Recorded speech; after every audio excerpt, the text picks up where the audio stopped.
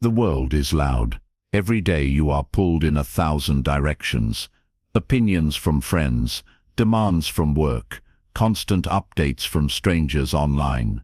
It's easy to forget the most important person you'll ever need to listen to: yourself. The truth is, when your attention is scattered everywhere else, your energy, your peace, and your purpose are drained. The life you truly want can only be built when you turn that focus inward. Focusing on yourself is not selfish.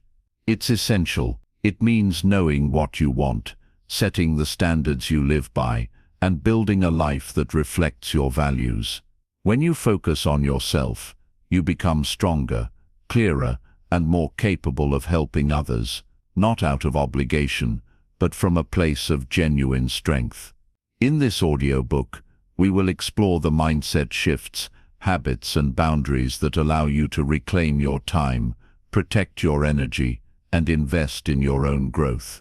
You'll learn how to stop chasing approval, how to remove the noise from your life, and how to choose growth over comfort. Together, we'll break free from the habits that keep you stuck and replace them with principles that build self-respect and lasting confidence. This is not about quick fixes. This is about creating a foundation for the rest of your life, a foundation built on clarity, courage, and self-leadership. Your best life is waiting, and it starts when you decide to focus on yourself. Let's begin. Chapter 1. Stop living for other people's approval. Let's be honest. Most of us were trained, from the time we were kids, to want one thing above all else: approval. We wanted it from our parents, our teachers, our friends, a pat on the back, a smile, the gold star. And somewhere along the way, that desire to be liked, to be accepted, to be applauded, it started to run our lives. Maybe you've felt it. You make a choice, not because it's right for you, but because you're worried what someone else might think. You hold back an opinion because you don't want to ruffle feathers. You take on commitments you don't even want, just to keep people happy. And at the end of the day, you go to bed exhausted, not from chasing your own dreams, but from chasing everyone else's approval. Here's the truth. Living for other people's approval is like running on a treadmill. You can sweat, you can push yourself to the limit, but you're not actually moving forward.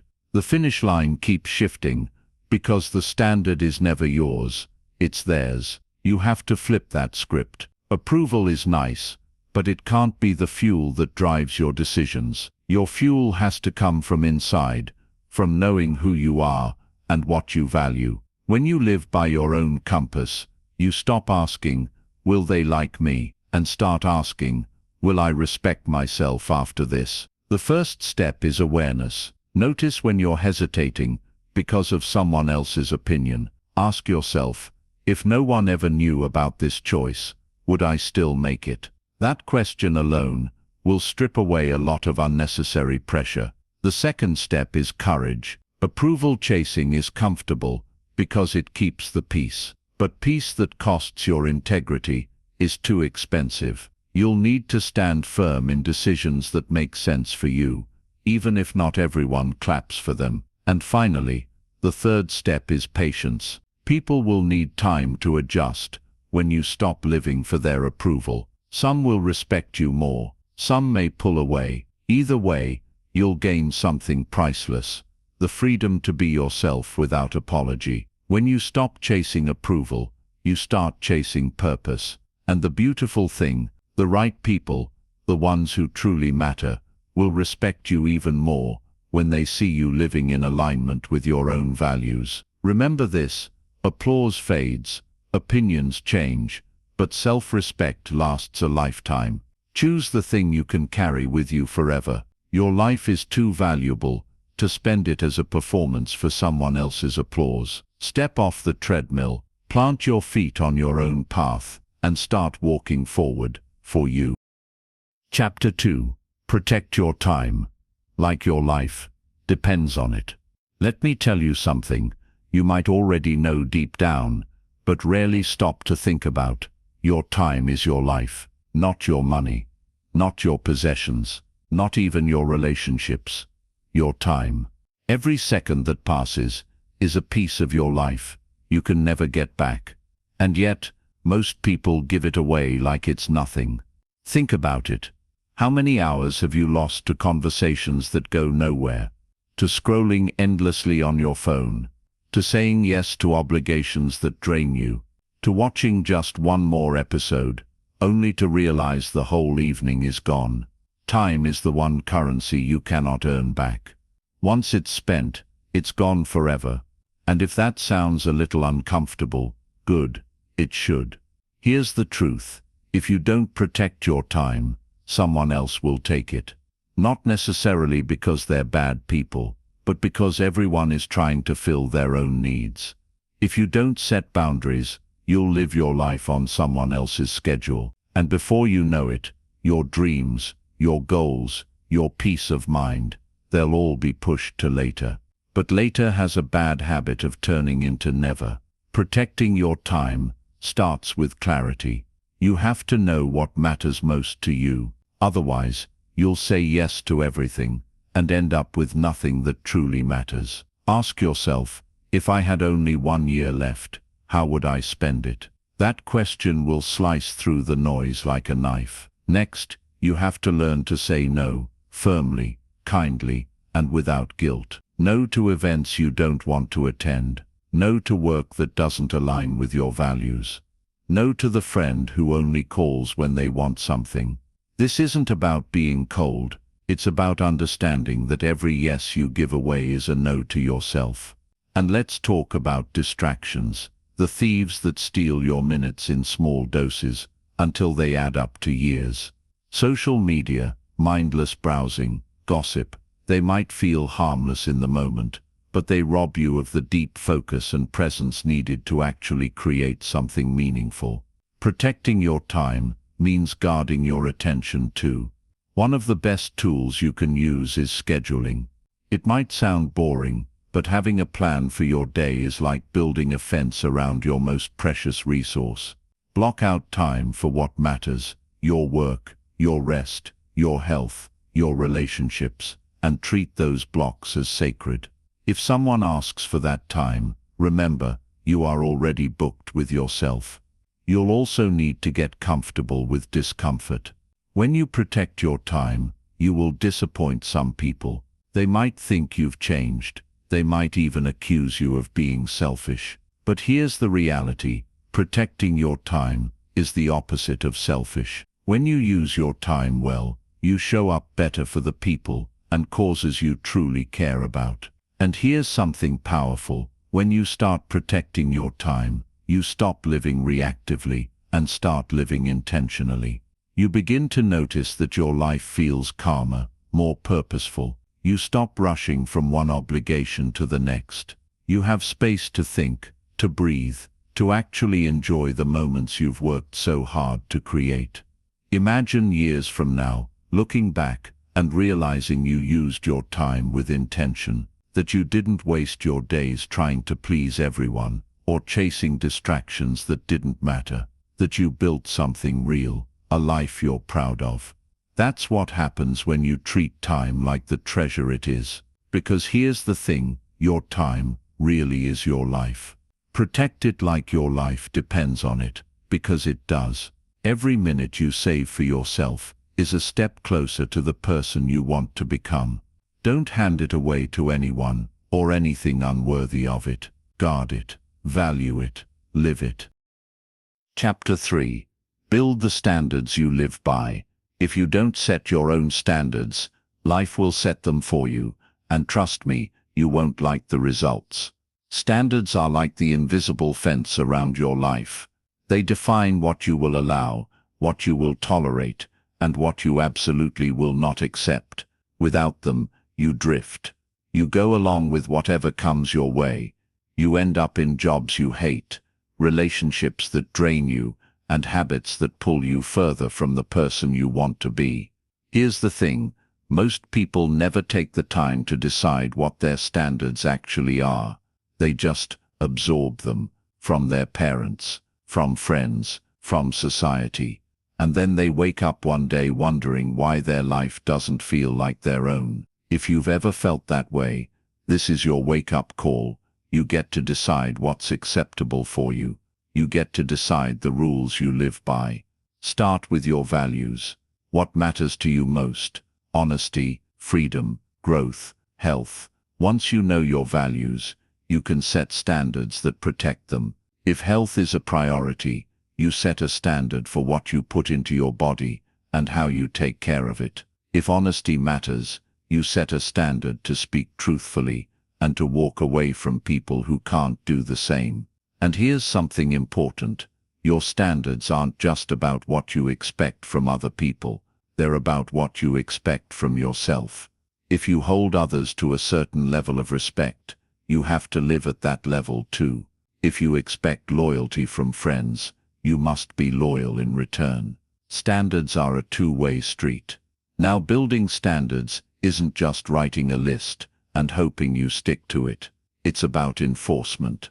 When someone crosses the line, you address it. You don't let it slide, because it's not a big deal. Every time you compromise on your standards, you send a message to yourself and to the world that they're negotiable. And if they're negotiable, they're not really standards at all. This doesn't mean you become rigid or unforgiving. Life requires flexibility, but flexibility isn't the same as abandoning your principles. You can adapt to situations without lowering the bar you've set for yourself. One of the hardest parts about having standards is realizing not everyone will like them. Some people will see your boundaries as a threat. They'll think you're being too much or too picky. That's fine. You're not building your life for them. You're building it for you. The people who belong in your life will respect your standards. They might even be inspired by them. Here's a simple truth. Your standards determine your quality of life. High standards lead to a higher quality life. Low standards lead to a life filled with frustration, resentment, and disappointment. It's that straightforward. Take a look at your life right now. Where are you tolerating things that go against your values? Maybe it's a relationship that drains your energy. Maybe it's a job that pays well, but eats away at your soul. Maybe it's habits that you know are holding you back. Whatever it is, decide today, not tomorrow, that you will raise the bar. Because when you raise your standards, everything else rises with them.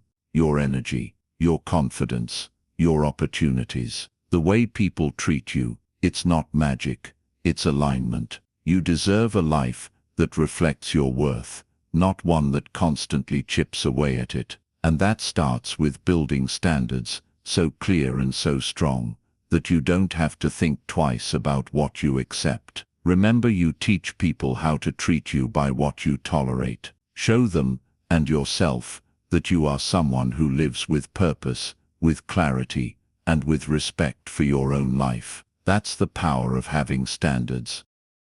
Chapter 4. Learn the power of saying no. One of the most freeing things you'll ever learn in life is this: you are allowed to say no. You don't owe every request a yes. You don't have to attend every event. You don't need to take on every favor, project, or responsibility that's handed to you. And yet, so many of us live like we have to. Why? Because we're afraid of what will happen if we say no. We're afraid of disappointing people. We're afraid they'll think we're selfish, unhelpful, or even unkind. So we nod along, we agree, we pile more on our already full plate, and quietly, we burn out. But here's the truth: every yes you give to something unimportant is a no to something that matters. Every time you say yes out of guilt, you're saying no to your own peace of mind, your own priorities, your own goals. You're trading what's most valuable for what's most convenient to someone else. Saying no is not about being rude or difficult. It's about being honest, with yourself and with others. It's about knowing your limits and protecting them. It's about understanding that your time, your energy, and your focus are limited, and if you give them away carelessly, you'll have nothing left for the things that truly matter. Think about the last time you said yes to something you didn't really want to do. Maybe you agreed to take on extra work when you were already exhausted. Maybe you went to an event you had no interest in, just to keep someone else happy. How did you feel afterward? Drained? Resentful? That's the cost of ignoring your own boundaries. Learning to say no starts with clarity. If you don't know what's important to you, everything will feel equally urgent. But when you have a clear vision of your priorities, your health, your relationships, your goals, it becomes easier to filter requests. You can ask yourself, does this align with what truly matters to me? If the answer is no, then your answer should be no too. At first, it will feel uncomfortable. You might feel guilty. You might over-explain yourself, giving long reasons why you can't do something. But here's the thing, no is a complete sentence. You don't have to justify it. You can be polite and still be firm. I appreciate you asking, but I can't commit to that right now. The more you practice, the more natural it becomes, and something interesting happens. You begin to notice how much lighter your life feels. You have more time, more energy, and more focus for the things you've been putting off. You stop living on other people's schedules and start living on your own. And here's the surprising part. People start respecting you more. When you value your own time, others begin to value it too. You stop being the person everyone runs to for every little thing, and you start being the person who is intentional, focused, and in control of their life. Of course, there will always be moments where saying yes is the right thing to do, when helping someone truly aligns with your values and your capacity. But that's the beauty of learning to say no. It makes your yes more meaningful. It's no longer automatic. It's intentional. Remember this, every no to something that doesn't serve you is a yes to the life you want to live. It's a yes to your health. It's a yes to your peace of mind. It's a yes to the goals that have been waiting for your attention. Saying no is not closing doors. It's protecting the ones that lead to your future. And if you can master that, you'll not only protect your energy, but you'll create a life that's truly yours. Chapter 5. Master the art of daily self-investment. If you want your life to grow, you have to grow. It's as simple and as challenging as that. Too many people wait for change to come from the outside. They wait for the promotion, for the right relationship, for luck to show up at their doorstep. But the truth, real change starts from the inside, and it's built through the small, consistent investments you make in yourself every single day. Think of yourself like a bank account. Every skill you learn, every healthy habit you practice, every moment you spend feeding your mind, it's a deposit. And just like money in the bank, the more you invest, the more it compounds over time. That's the beauty of daily self-investment. It doesn't just pay off tomorrow, it keeps paying for the rest of your life. So what does this look like in practice? It's not about grand, complicated rituals. It's about simple, intentional actions that move you forward. Reading 10 pages of a good book, learning a new skill that challenges your mind, exercising to strengthen your body, taking time to reflect on your goals, having meaningful conversations with people who inspire you. The key word is daily. Anyone can be motivated for a week. Anyone can start a new habit with excitement. But the real transformation comes from showing up for yourself, even when you don't feel like it. On the days when you're tired, on the days when it's easier to do nothing, that's when daily self-investment matters most. And here's something powerful. Self-investment has a ripple effect. When you take care of your mind, your body, and your skills, you start showing up differently in every area of your life. You're sharper at work. You have more energy for your relationships. You handle stress with more calm. People notice. Opportunities notice. But let's be clear, self-investment is not selfish. It's necessary. You can't pour into others if you're running on empty. By investing in yourself, you become a better friend, partner, parent, and leader. You're not taking away from anyone else. You're building the capacity to give more, and to give better. Of course, there will always be excuses. I don't have time. I don't know where to start. It's too late for me. But those are just stories you've been telling yourself. You don't need hours every day to invest in yourself. Start with 15 minutes. 15 minutes of reading. 15 minutes of stretching. 15 minutes of learning something new. It may seem small, but over weeks and months, it becomes life-changing. Here's the mindset shift. Stop seeing self-investment as optional. See it as a non-negotiable. Just like you wouldn't skip paying your bills or eating food. You don't skip the actions that build your mind, body, and character. You make it part of who you are. And don't forget, self-investment is not just about adding things to your life. It's also about removing what's holding you back. Cutting out the habits, people, and distractions that drain your time and energy. Because no matter how much you invest, if you keep leaking your resources into things that don't serve you, you'll never see the full return. Imagine where you could be a year from now if you made even one small deposit into yourself every single day. Imagine the skills you'd gain, the confidence you'd build, the opportunities that would open because you prepared for them instead of waiting for them. That's the power of mastering the art of daily self-investment. It's not about being perfect. It's about being consistent. It's about showing up for the most important person in your life, you. And when you do that,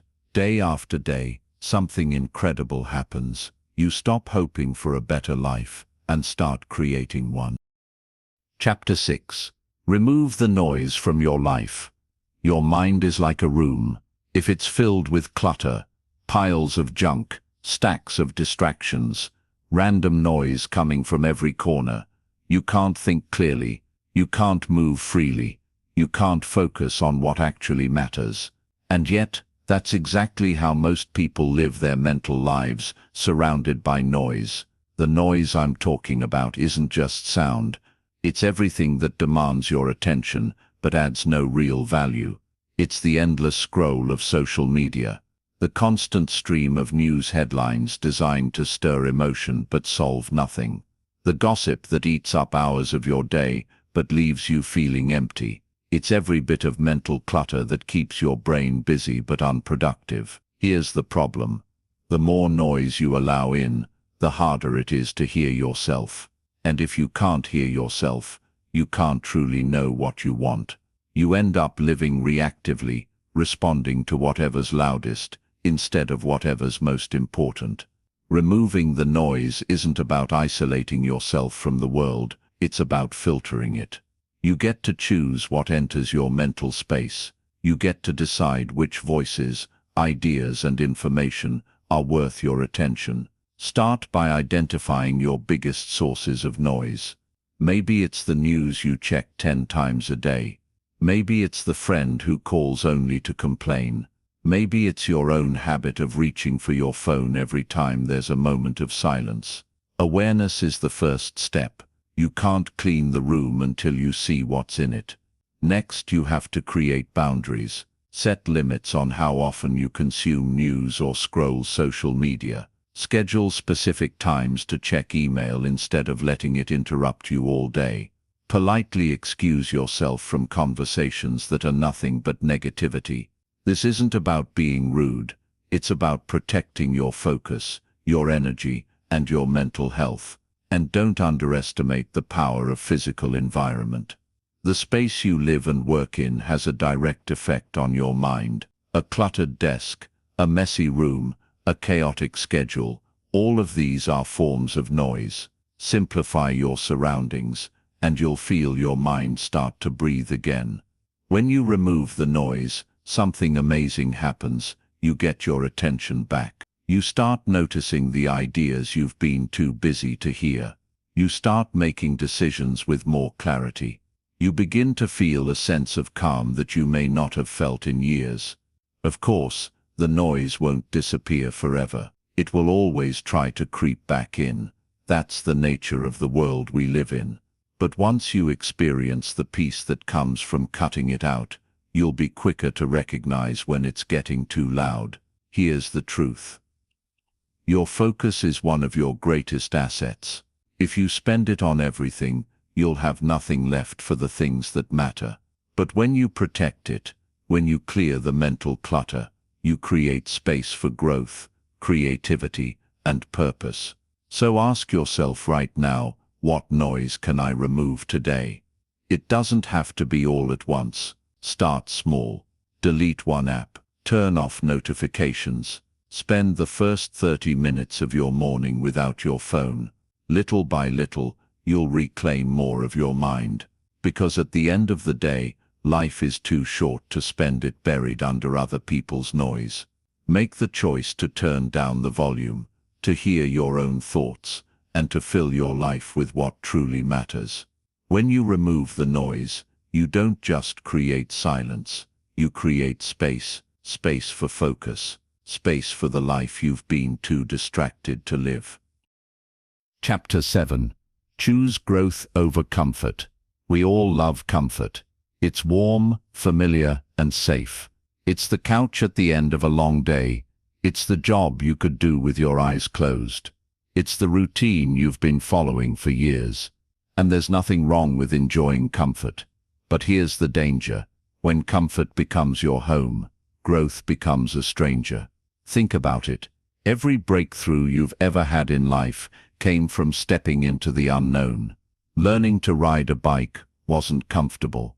Speaking in front of a crowd wasn't comfortable.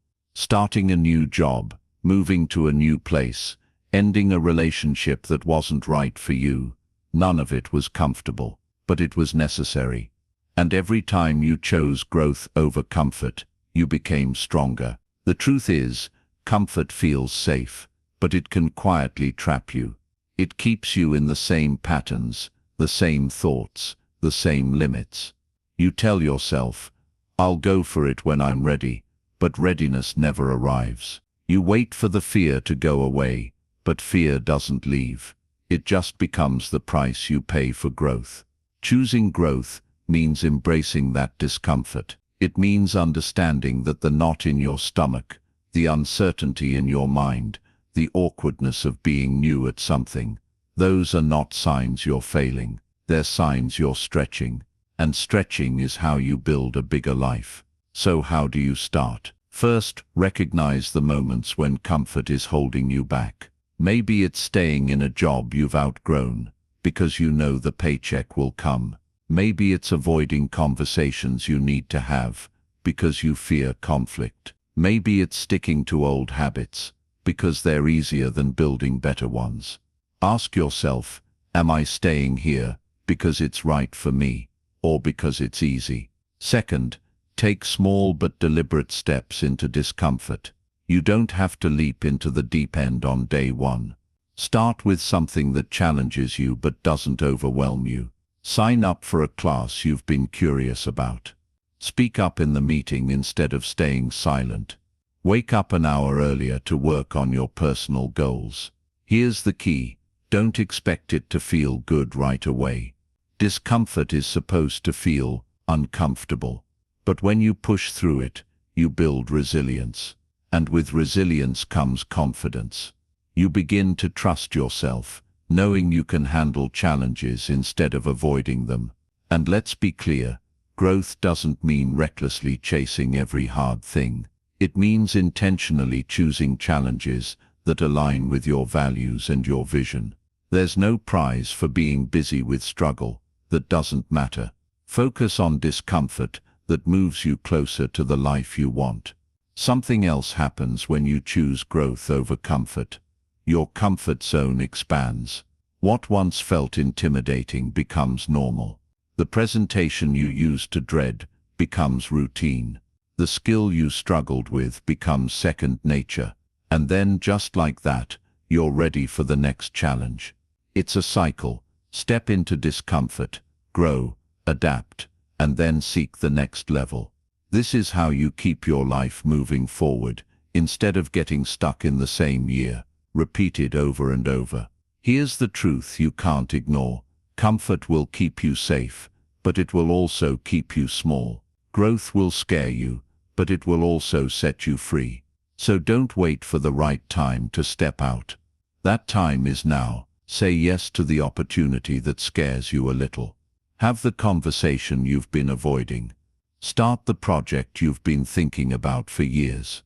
Because when you look back on your life, you won't remember the nights you stayed comfortable. You'll remember the moments you were brave enough to grow. And those moments will be the ones that shaped everything. Chapter 8. Build a circle that strengthens you. No matter how independent you are shaped by the people around you, your friends, your colleagues, your family. They influence your thoughts, your habits, and even your belief in what's possible. Whether you realize it or not, your environment is either fueling your growth or quietly holding you back. Think about the people you spend the most time with. Do they lift you higher or pull you down? Do they encourage your goals or dismiss them? Do they inspire you to be better or make you feel like staying exactly where you are? Because here's the truth. You cannot build a strong life if you're surrounded by weak energy. We all know the saying, you are the average of the 5 people you spend the most time with. It's cliché, but it's true. If you spend your days with people who complain, gossip, and make excuses, you'll eventually find yourself doing the same, even if you swore you never would. But if you surround yourself with people who dream big, work hard, and hold themselves to high standards, you'll naturally start rising to their level.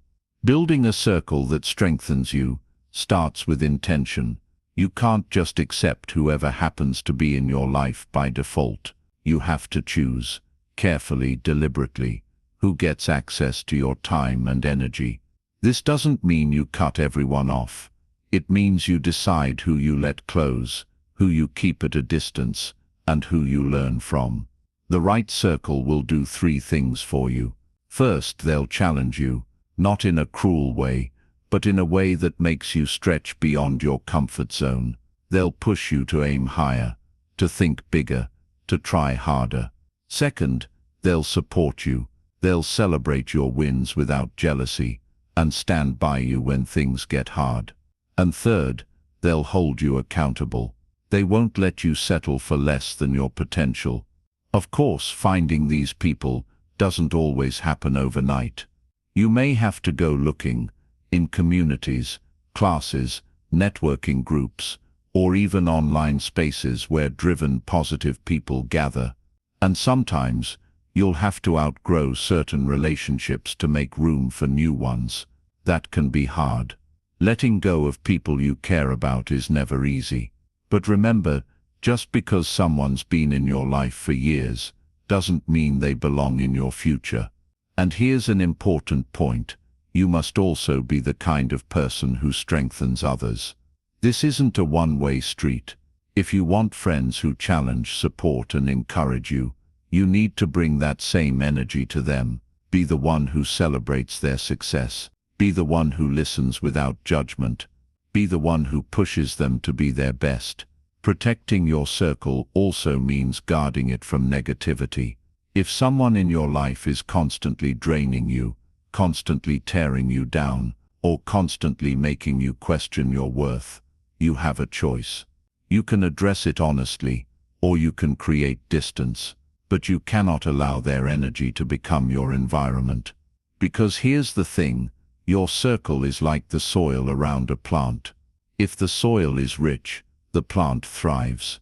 If it's full of weeds and toxins, the plant struggles to survive. You are that plant. Your environment matters more than you think, so take a moment and evaluate. Who in your life pushes you to be better? Who inspires you? Who believes in you when you doubt yourself? And on the flip side, who drains your energy, distracts you from your goals, or makes you feel small? Start making adjustments. It won't happen all at once, but over time, you'll notice a shift. Because when you build a circle that strengthens you, life gets lighter, challenges feel smaller, dreams feel closer, and you realize you were never meant to do this alone. You were meant to grow with the right people by your side. Chapter 9. Develop inner calm and patience. In a world that moves at lightning speed, calm has become a rare superpower. Everyone's rushing, everyone's reacting, everyone's trying to get somewhere faster, prove something sooner, and fix everything right now. But here's the thing, life doesn't always move at your pace, and if you don't learn patience, you'll burn yourself out chasing results that simply need time to grow. Inner calm is not about being passive. It's not about sitting on the sidelines and doing nothing. It's about having the strength to act without panic, to respond without overreacting, and to wait without losing faith. Patience is knowing that you can be determined and still allow things to unfold in their time. Think about the last time something didn't go your way immediately. Maybe you applied for a job and didn't hear back. Maybe you were working on a goal that felt like it was moving at a crawl. How did you react? Did you get frustrated, start doubting yourself, or think about giving up? That's the trap. Impatience pushes you toward decisions you'll regret. Calm gives you the clarity to keep going without self-sabotage. One of the first steps in developing inner calm is learning to pause. Most people react instantly to an email, a comment, a problem. But the pause is where your power lives. That pause lets you choose your response instead of letting your emotions choose for you. You can ask yourself, is this worth my energy? Is this worth my peace? Most of the time, the answer is no. Patience also means trusting the process. You can plant seeds, water them, and give them sunlight, but you can't force them to grow faster. Life works the same way. Some of your goals, your dreams, and your healing will take time. And that's okay. Rushing only leads to frustration and mistakes. Calm is built by focusing on what you can control and letting go of what you can't.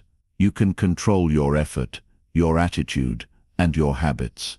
You can't control how quickly results come or how other people behave. When you stop trying to control the uncontrollable, your stress starts to dissolve.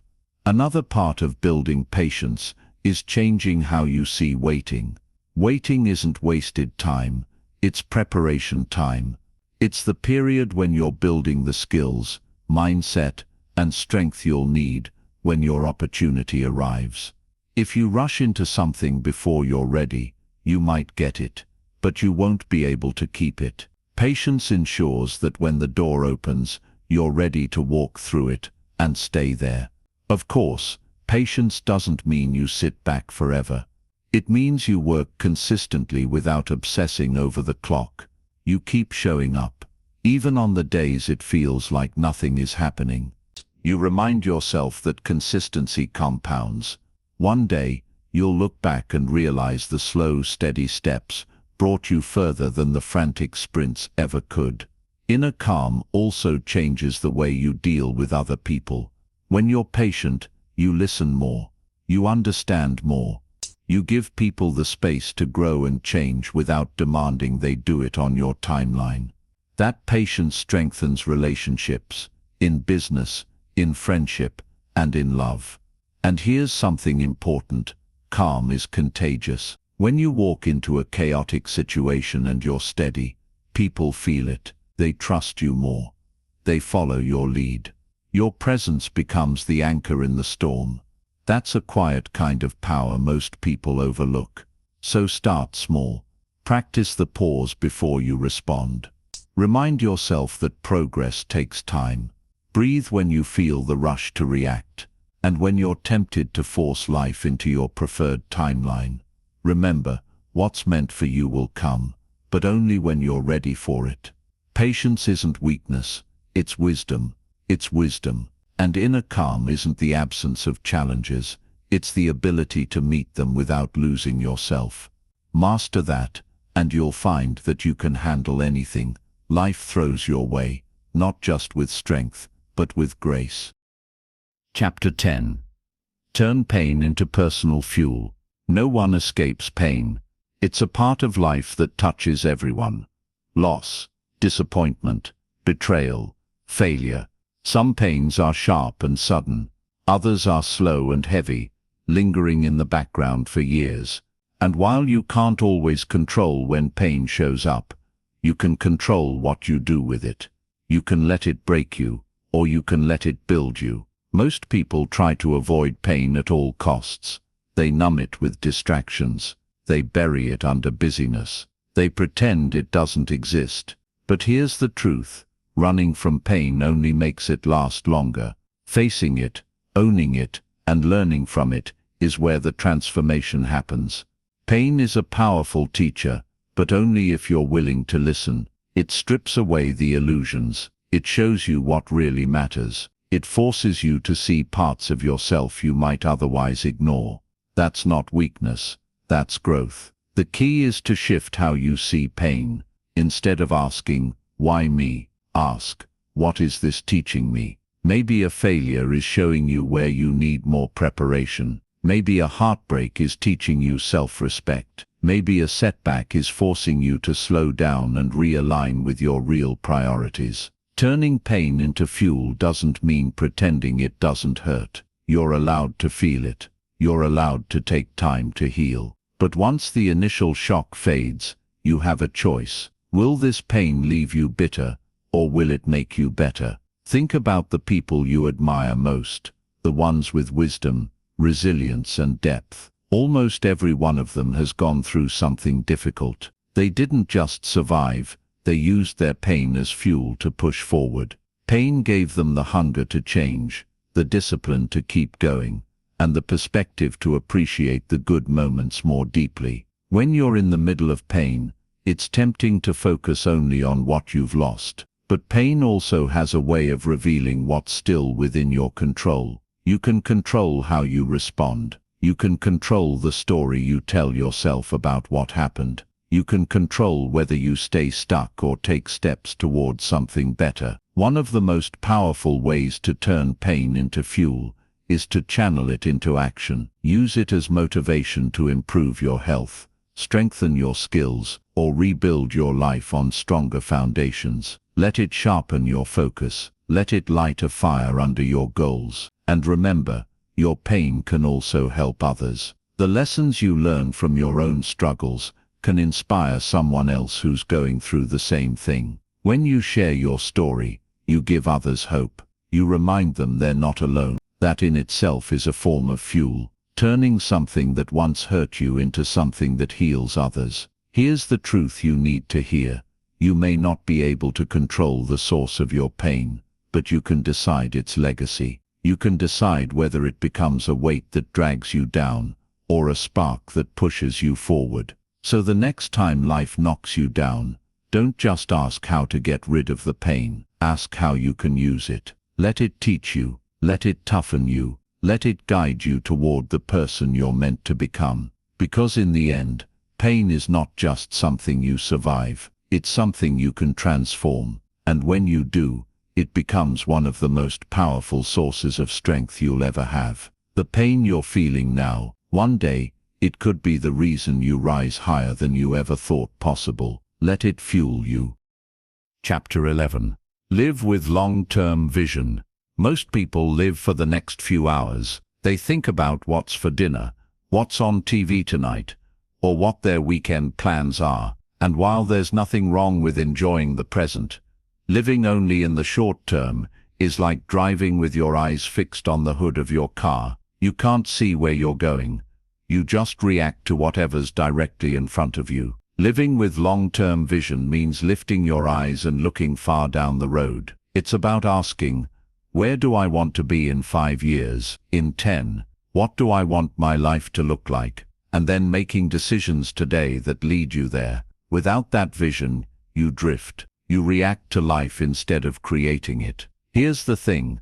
Long-term vision isn't about predicting the future. It's about direction. You might not know every turn, every obstacle, or every opportunity that's coming, but you can choose the general path you want to walk. That path becomes your compass. When you have a clear vision, you stop getting pulled into distractions that don't matter. You're less tempted to chase every trend, every shiny object, every invitation that doesn't align with your goals. You start asking, does this move me closer to my vision or pull me further away? That one question can save you years of wasted effort. Of course, living with long-term vision takes patience. You won't see results overnight. Building a career, mastering a skill, growing your finances, improving your health, these things take time, and that's where most people get discouraged.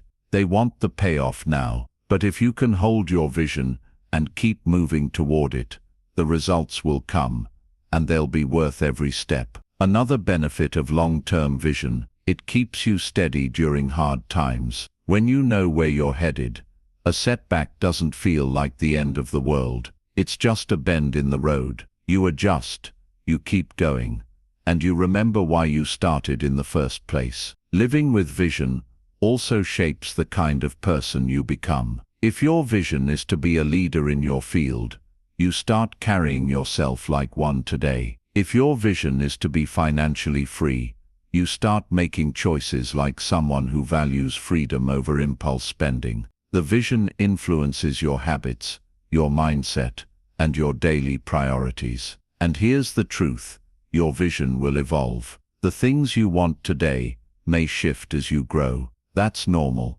The important part is that you always have something you're aiming for. Without it, you risk falling into a cycle of busyness without progress. If you've never thought much about your long-term vision, start now. Picture your ideal life, 5 or 10 years from today. Where are you living? Who are you surrounded by? What kind of work are you doing? How do you feel when you wake up in the morning? Be specific. The clearer the picture, the easier it becomes to make choices that support it. Then break it down. Ask yourself, what can I do in the next year to move toward that vision? Then what can I do this month, this week, today? Your vision might be years away, but your actions start now. Here's what's powerful.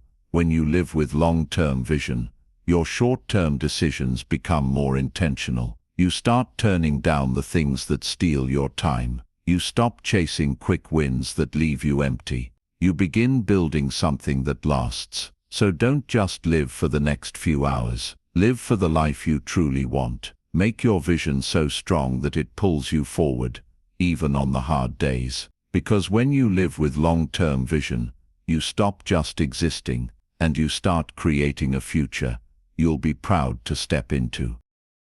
Chapter 12. Lead your life without apology. There comes a point in life when you have to stop asking for permission to be yourself. You have to stop explaining every choice you make. You have to stop apologizing for the dreams you have, the standards you set, and the life you're building. That's what it means to lead your life without apology, to walk your own path with confidence, even if not everyone understands it. Here's the truth. No matter what you do, someone will have an opinion. If you play it safe, they'll say you're not ambitious enough. If you take a risk, they'll say you're reckless. If you speak your mind, they'll say you're too bold.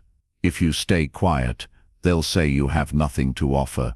You can't win by trying to please everyone. The only way to win is to stop playing that game entirely. Leading your life without apology starts with clarity. You have to know what you stand for, your values, your priorities, your vision. When those are clear, decision-making becomes easier. You stop bending every time someone pushes back. You stop explaining yourself to people who aren't even living the kind of life you want. Of course, living unapologetically doesn't mean ignoring others or being arrogant. It means being rooted in your truth, while respecting that other people have theirs. It's possible to be kind and firm at the same time. You can stand your ground without stepping on others. One of the hardest parts of leading your life without apology is dealing with judgment. People will question your choices. They'll misunderstand your intentions. Some will even distance themselves because your growth makes them uncomfortable. That's okay. The right people will respect your boundaries. The right people will cheer for you, and the ones who can't, they were never meant to guide your path anyway. When you stop apologizing for who you are, you gain back so much energy. Energy you were wasting on over-explaining yourself. Energy you were spending trying to fit into boxes that were never meant for you. You free that energy to focus on actually living, to take action, to create, to move forward. You also become more magnetic. People are drawn to those who live with conviction, who own their choices without needing approval. It sends a message: I know where I'm going, and I'm not afraid to walk there. That kind of confidence inspires others to do the same. But here's the thing, you can't just wake up one day and instantly feel unapologetic. It's built through small acts of self-leadership. Saying no when you mean no. Setting boundaries and sticking to them. Pursuing goals even when others doubt you. Choosing what's right for you, not what's easy for others to accept. Every time you do that, you strengthen your ability to live without apology. Ask yourself right now, where in my life am I apologizing for being me? Maybe it's hiding your ambitions because someone might think you're too much. Maybe it's pretending you're okay with less than you deserve. Maybe it's holding back your ideas in a room where your voice could make a difference. Whatever it is, decide today that you're done shrinking yourself to make others comfortable. Because here's the truth, you only get one life. And it's not a rehearsal. You don't owe anyone an explanation for pursuing happiness, growth, or purpose. You owe it to yourself to live in a way that feels true to you. When you lead your life without apology, you're not being selfish, you're being authentic. You're saying, this is who I am, this is where I'm going, and I'm willing to walk that road. That's leadership, that's freedom, and that's the kind of life worth living. Conclusion. We've covered a lot together in this audiobook. We've talked about saying no, setting standards, protecting your time, choosing growth, surrounding yourself with the right people, and leading your life without apology. And if there's one thing I hope you've taken from all of this, it's this: your life changes the moment you decide to focus on yourself, fully, intentionally, unapologetically. Focusing on yourself is not about turning your back on the world. It's not about ignoring your responsibilities or living in a bubble. It's about building a foundation so strong within yourself that you can face the world with clarity, confidence, and purpose. When you put time, energy, and attention into your own growth, you don't just improve your life, you improve the way you show up for everyone and everything else. Here's the truth. No one else is going to live your life for you. No one else will carry your dreams to the finish line. No one else can decide your priorities or create your vision. That's your job. And when you embrace that, something shifts. You stop waiting. You stop hoping someone else will give you permission. You start moving. You start creating. You start living in alignment with the person you want to be. But remember, this isn't about perfection. You will slip. You will get distracted. You will have days where you fall back into old habits.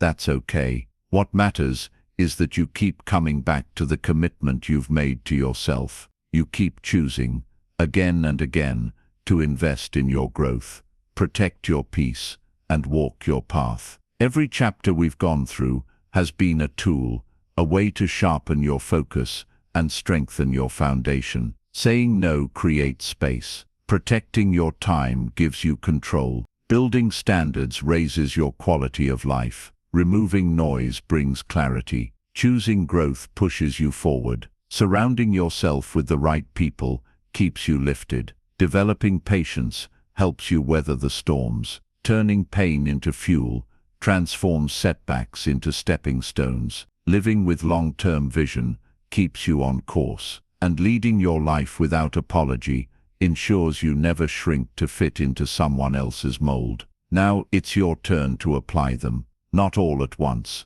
not perfectly, but consistently. Small, steady actions, repeated day after day, will create a life that feels deeply yours. So here's my challenge to you. Starting today, choose one area where you've been neglecting yourself. One area where you've been saying yes when you should be saying no, or where you've been quiet when you should speak up, or where you've been settling for less than you deserve. And make a change. Not next week, not when the time is right. Because your best life isn't built in the future, it's built in the choices you make today. And the most powerful choice you can make, for yourself, for your future, for everyone who will be touched by your example, is to focus on yourself. Do that, and you won't just live differently, you'll live fully, you'll live freely, and you'll live a life you can look back on without a single apology.